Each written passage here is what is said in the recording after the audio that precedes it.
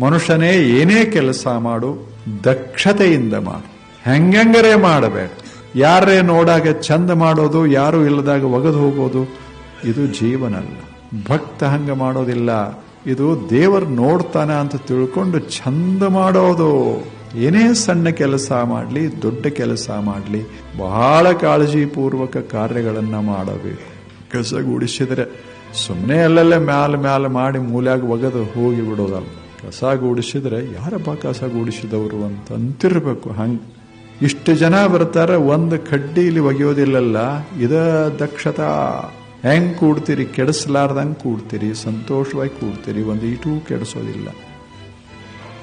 ಇದು ದಕ್ಷತೆ. ಹಿಂಗ ಜೀವನದಾಗ ಬರೋದದ. ಈ ಜೀವನಕ್ಕೆ ಚಂದಾಗಿ ಮನೆಯೊಳಗೆ ಇರೋದದ, ಸಮಾಜದಾಗ ಇರೋದದ.